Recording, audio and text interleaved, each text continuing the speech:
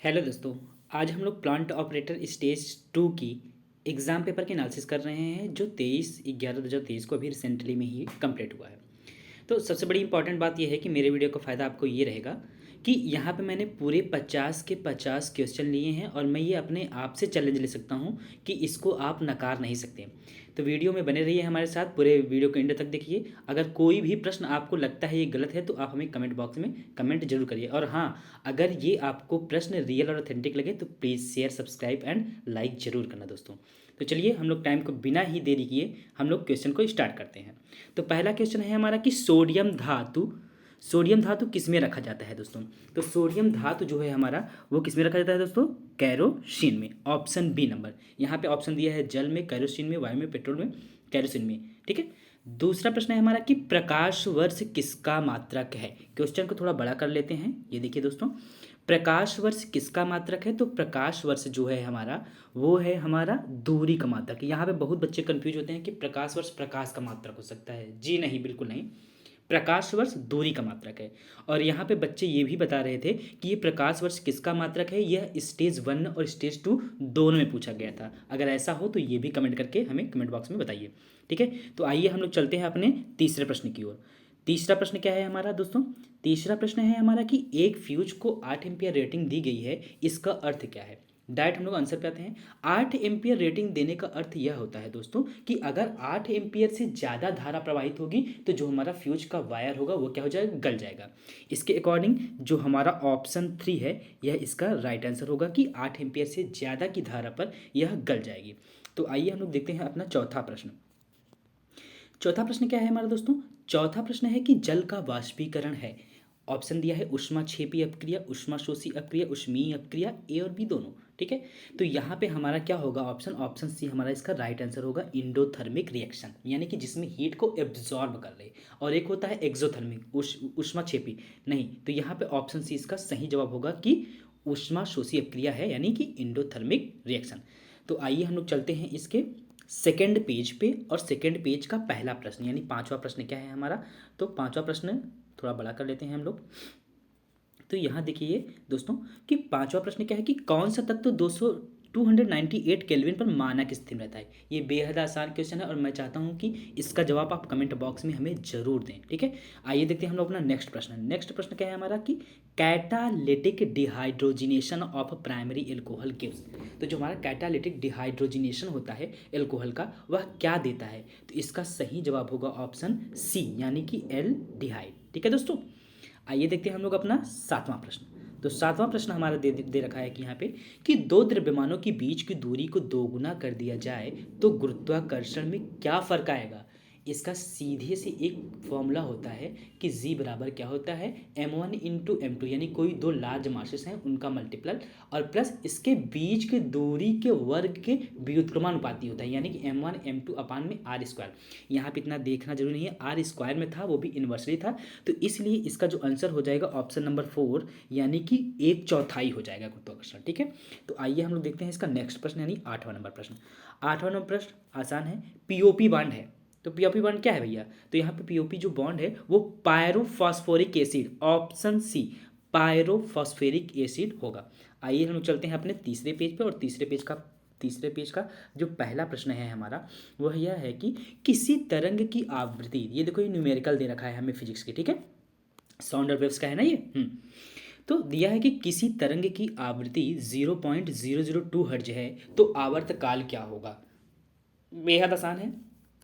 आप जानते हैं कि हमारा फ्रिक्वेंसी बराबर क्या होता है। तो फ्रिक्वेंसी बराबर दोस्तों होता है हमारा 1/t। और जब इसको आप इसी फॉर्मूले में रख के सॉल्व करेंगे तो बहुत आसानी से इसका आंसर पा जाएंगे, 500 सेकेंड इसका आंसर होगा। तो आइए देखते हैं हम लोग अपना 10वां प्रश्न। 10वां प्रश्न क्या कह रहा है दोस्तों हमारा, 10वां प्रश्न कह रहा है कि पाई का मान, यहाँ पे ध्यान रखने वाली बात यह है कि यहाँ पे पाई के मान की बात कर रहा है, पाई का मान ना कि पाई। अगर पाई कहता तो अपरिमेय संख्या होता, लेकिन यहाँ पाई के मान की बात किया है तो यह एक परिमेय संख्या होगी, यानी ऑप्शन बी सही। इसमें कंफ्यूज मत होइएगा, मैं फिर से बता रहा हूँ कि अगर पाई पूछे तो अपरिमेय होगा, लेकिन अगर पाई का मान पूछ ले तो वो एक परिमेय संख्या होगी। तो आइए हम लोग देखते हैं अपना 11वां प्रश्न। प्रश्न। 11वां प्रश्न क्या है हमारा कि एक्सेप्टर टाइप इम्प्योरिटीज इन सेमीकंडक्टर डोपिंग। इसमें भी बच्चे बहुत मार खाए होंगे क्योंकि आर्सेनिक और गैलियम ये हमारे सेमीकंडक्टर है और साथ साथ इंडियम। अब बात ये है कि यहाँ पे ये पूछ रखा है कि हमसे डोपिंग क्या होगा, डोपिंग। तो डोपिंग में इंडियम इसका आंसर होगा, क्या होगा, इंडियम। ठीक है, बाकी ये सब इंडियम नहीं है, एक्सेप्टर है। ठीक है, ये डोपिंग वाला है, इंडियम वाला। तो आइए हम लोग देखते हैं अपना 12वां नंबर क्वेश्चन। 12वां नंबर क्वेश्चन बेहद ही आसान है। कह रहा है कि प्रेशर कुकर में खाना जल्दी पकता है क्योंकि, सीधी सी बात है कि प्रेशर कुकर के अंदर पानी उच्च तापमान पर उबलता है और यही रीजन है कि खाना हमारा जल्दी पक जाता है। ठीक है दोस्तों, तो आइए हम लोग देखते हैं अपना नेक्स्ट प्रश्न यानी चौथे पेज पे आते हैं और चौथा पेज का पहला प्रश्न यानी क्वेश्चन नंबर 13वां। तो आइए देखते हैं भैया क्या है हमारा क्वेश्चन नंबर 13वां। क्वेश्चन नंबर 13वां है हमारा कि K4 FeCN6 में Fe का ऑक्सीडेशन नंबर क्या होगा। तो Fe का ऑक्सीडेशन नंबर दोस्तों क्या होगा, 2 होगा। ठीक है दोस्तों, चलिए ठीक है। आइए हम लोग आते हैं अपने 14 नंबर क्वेश्चन पे। 14 नंबर क्वेश्चन यानी कि x प्लस वाई और 2x प्लस 2y बराबर 3 के कितने सोल्यूशंस होंगे। अच्छा, मतलब कितने हल हो सकते हैं। पहली बात, अगर इन दोनों समीकरणों को देखोगे ना बाबू, तो ये पहली बात तो एक पैरेलल लाइन में होंगे और पैरेलल लाइन एक दूसरे को कहीं भी इंटरसेक्ट नहीं करते हैं, तो इसका मतलब यह हुआ कि इसका एक भी सोल्यूशन नहीं होगा। ठीक है, तो आइए हम लोग देखते हैं अपना नेक्स्ट क्वेश्चन यानी क्वेश्चन नंबर 15। 15 है कि किस धातु की ऑक्साइड बनाने की क्षमता सबसे अधिक होती है। तो इसका सही जवाब होगा दोस्तों हमारा कैल्शियम। कैल्शियम की ऑक्साइड बनाने की क्षमता सबसे अधिक होती है। तो आइए हम लोग देखते हैं अपना नेक्स्ट प्रश्न। क्वेश्चन नंबर 16 क्या है, आसान क्वेश्चन है कि विटामिन सी का रासायनिक नाम क्या है। तो विटामिन सी का रासायनिक नाम क्या है, एस्कॉर्बिक एसिड, यानी कि ऑप्शन डी इसका सही जवाब होगा। ठीक है दोस्तों, तो चलिए हम लोग देखते हैं अपना नेक्स्ट प्रश्न। नेक्स्ट प्रश्न यानी हम लोग आते हैं अपने 5वें पेज पर। क्या है हमारा पहला प्रश्न, ये देखो मैथमेटिक्स आ गया, ज्योमेट्री का। ज्योमेट्री का क्या कह रहा है भैया कि निर्देशांक ज्यामिति एक्स एक्सिस का समीकरण क्या होगा। जब भी एक्स एक्सिस का समीकरण पूछे भैया तो y बराबर 0 हो जाएगा, यानी कि ऑप्शन बी इसका सही होगा। 18वां भी अच्छा खासा क्वेश्चन है। इसका पूछ रहा है कि ऑर्डर, ये जो हमारा समीकरण दिया गया है इसका ऑर्डर, डिफरेंशियल इक्वेशन दे रखा है। ठीक है, हमें ऑर्डर और डिग्री पूछ रखा है, तो इसका ऑर्डर और डिग्री दोनों क्या होगा, यानी इसका 2 2, यानी कि ऑप्शन ए इसका सही हो जाएगा, यानी ऑर्डर और डिग्री दोनों ही 2 2 होंगे। चलिए हम लोग देखते हैं अपना नेक्स्ट प्रश्न। नेक्स्ट प्रश्न क्या है हमारा, वृत्त से परिबद्ध क्षेत्र x square plus y square और 16 का मान क्या होगा। तो इसका सही जवाब होगा दोस्तों 16। इसका सही जवाब क्या होगा, 16। क्वेश्चन नंबर 20वां क्या है हमारा, क्वेश्चन नंबर 20वां है कि X intercept of the graph of Y बराबर X square minus 4x plus 4।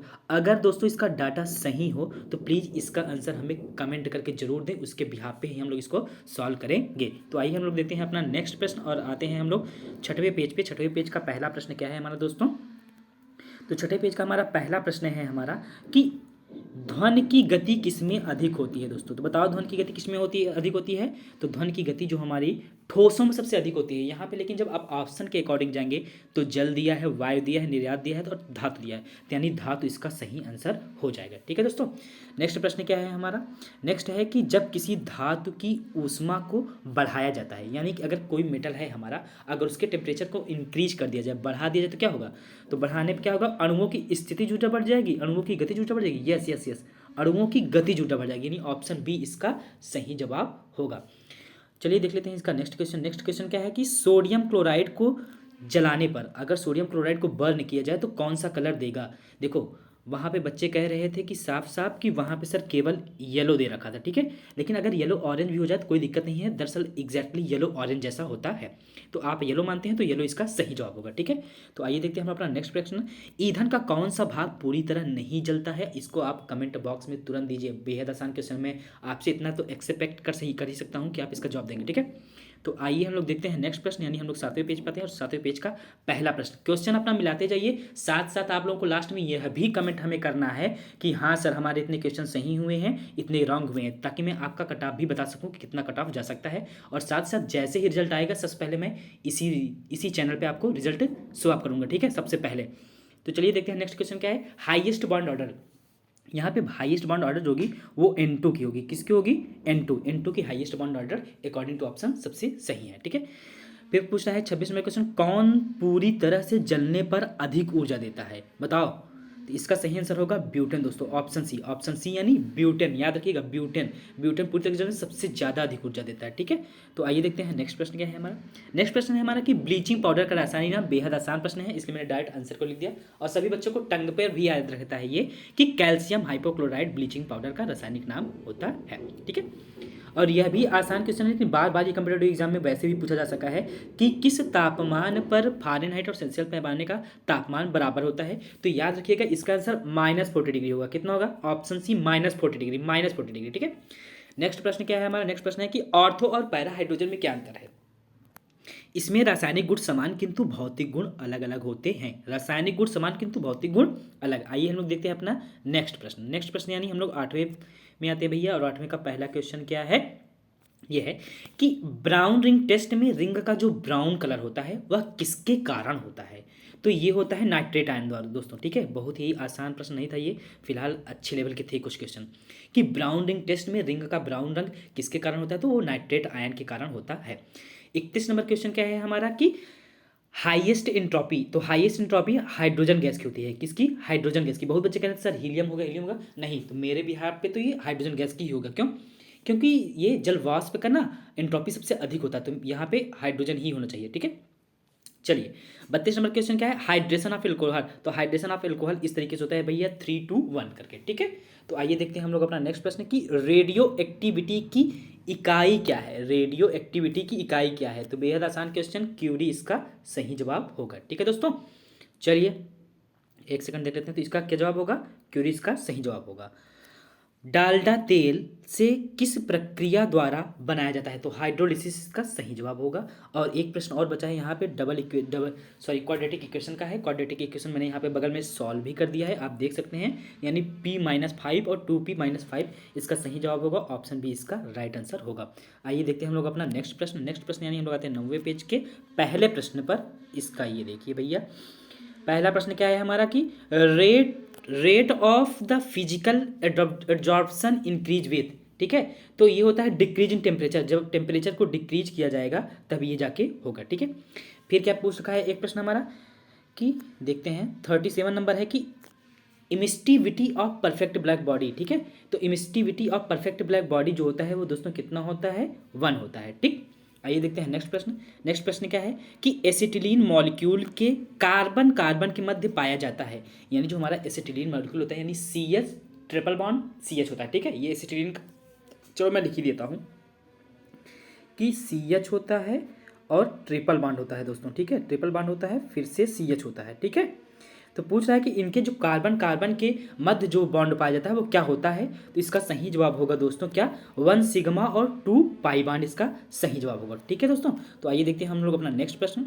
Next प्रश्न क्या देखा है कि modulus of elasticity is dimensionary equivalent, मतलब डायमेंशन रूप में वो एक दूसरे के बराबर होते हैं। तो इसका सही जवाब होगा दोस्तों स्ट्रेस को हिंदी में प्रतिबल भी कहते हैं, ठीक है। हिंदी वाले अपना समझने, ठीक है। चलिए देखते हैं नेक्स्ट प्रश्न। नेक्स्ट प्रश्न क्या है कि नेक्स्ट प्रश्न है हमारा कि पाथ फंक्शन। तो पाथ फंक्शन में देखो इसका ऑप्शन मुझे नहीं मिल पाया है। बोल रहे थे बच्चे कि सर एंट्रोपी था, मैंने एंट्रोपी लगाया था, कुछ बच्चे कह रहे थे मैंने एंथैल्पी लगाया था। तो मैं बता दूं आप लोगों को कि ना तो एंट्रोपी इसका सही जवाब होगा और ना ही एंथैल्पी इसका सही जवाब होगा, क्योंकि ये दोनों स्टेट फंक्शन है, ठीक है। स्टेट फंक्शन है तो इन दोनों का ये जवाब तो नहीं होगा, बाकी आप जो ऑप्शन में होगा वो उसके अकॉर्डिंग कर लीजिएगा, ठीक है। तो आइए हम लोग देखते हैं अपना नेक्स्ट प्रश्न। नेक्स्ट प्रश्न क्या है हमारा, लास्ट नहीं, अभी शायद एक और बचा हुआ है। चलिए ठीक है, कोई बात नहीं। 41 नंबर क्वेश्चन पे आते हैं। ये देखो फिर से न्यूमेरिकल आ गया और ये हाफ लाइफ पीरियड्स आ गया, अर्ध आयु काल वाले से आ गया कि 2 ग्राम, सॉरी और थोड़ा बड़ा कर लेता हूँ मैं प्रश्न को। हाँ, दिया है कि 2 ग्राम रेडियो एक्टिव आइसोटोप्स का अर्ध आयु काल अगर 20 घंटा है तो 0.20 ग्राम का अर्ध आयु काल कितना होगा। अब देखो अगर ये सेम ही मटेरियल का अर्ध आयु काल निकाल रहा है तो मेरे हिसाब से क्या है, ये सही है कि 20 आर ही इसका भी होगा, चाहे इतना हो चाहे इतना हो मटेरियल। अगर सेम मटेरियल है तो अर्ध आयु काल उतना ही होगा उसका। आइए देखते हैं नेक्स्ट प्रश्न क्या है कि किसी तरंग का विस्थापन s बराबर t³ -60² -40 -8 हो तो कितने समय में त्वरण लुप्त हो जाएगा, मतलब त्वरण गायब होगा। देखो इसको मैंने सॉल्व किया है अच्छे से, ठीक है। एक बार हम लोग वेलोसिटी निकालते हैं, पहले विस्थापन के टाइम के अकॉर्डिंग हम लोग वेलोसिटी निकालते हैं, अकॉर्डिंग लॉन फिर त्वरण निकालते हैं, तो वहाँ पे हमें ना एक इक्वेशन मिलता है जिसमें अगर हम लोग 2 रख दें तो शायद हमारा त्वरण क्या हो जाएगा, 0 के करीब हो जाएगा। तो यानी कि 2 सेकंड इसका सही जवाब होगा। ठीक है दोस्तों, नेक्स्ट है हमारा कि 43 कि परमाणु क्रमांक 20 वाला तत्व परमाणु क्रमांक 8 वाले तत्व के साथ बनाएगा। तो ठीक है भैया, क्या बनाएगा, कैल्शियम ऑक्साइड बनाएगा। खुद ही जान लो, 20 पे क्या होता है, कैल्शियम होता है, 8 पे ऑक्सीजन होता है, ये दोनों मिलकर क्या बनाएंगे, कैल्शियम ऑक्साइड।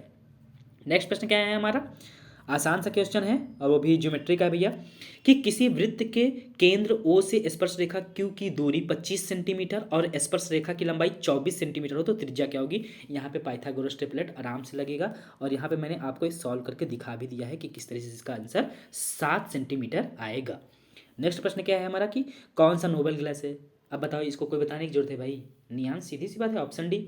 आइए देखते हैं अपना, हम लोग लास्ट पेज पे चलते हैं और लास्ट जो 4-5 क्वेश्चन है इसको देख लेते हैं। ठीक है, तो आइए देख लेते हैं, क्वेश्चन को थोड़ा बड़ा कर लिया जाए भाई साहब।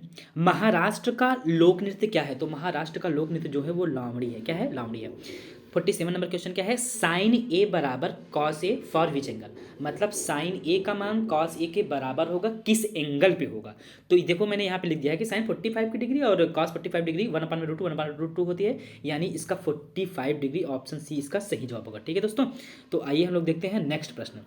नेक्स्ट प्रश्न क्या है दोस्तों हमारा, कि साइन थीटा और कॉट थीटा। ठीक है दोस्तों, साइन थीटा और कॉट थीटा की वैल्यू क्या होगी। अब देखो, अगर हम लोग कॉट को, बाबू ये देखो कॉट जो है, कॉट को हम चेंज करके क्या होगा, ये कॉस ए अपान में साइन ए हो जाएगा। तो साइन ए से साइन ए हमारा कट नहीं जाएगा, जब साइन ए से साइन कट जाए क्या बचेगा हमारा, सीधी सी बात, हमारा कॉस बचेगा। तो ऑप्शन ए इसका सही जवाब होगा, कॉस थीटा इसका आंसर होगा। तो आइए देखते हैं नेक्स्ट प्रश्न। नेक्स्ट प्रश्न 49वां है, फिर उसके बाद 50वां क्वेश्चन है। 49वां देख लेते हैं क्या है, यह भी जियोमेट्री का क्वेश्चन है। आप हमको 49वां प्रश्न पढ़ लीजिए, ठीक है, और इसका बताइए क्या ये डेटा सही लिखा है। अगर सही लिखा है तो इसके यहाँ पे मैं चित्र बना दिया हूँ, सॉल्व कर लीजिए, इसका आंसर सही आएगा। ठीक है दोस्तों, 50वां प्रश्न क्या है, कि किसी त्रिभुज के लंबाई व आधार को 20% बढ़ा दिया जाए तो उसके उन्नयन कोण में क्या अंतर आएगा। तो उन्नयन कोण में कोई भी अंतर नहीं आएगा भाई साहब, तो यानी इसका कोई अंतर नहीं आएगा, इसका सही जवाब होगा। अब आप लोग हमें ये जरूर कमेंट बॉक्स में बताइएगा कि किसका कितना प्रश्न सही हुआ। अगर वीडियो अच्छा लगे तो प्लीज़ लाइक शेयर सब्सक्राइब कर देना और प्लीज़ हर उस बच्चे के पास भेज देना जिसने इस एग्ज़ाम को दिया है। Okay, thank you.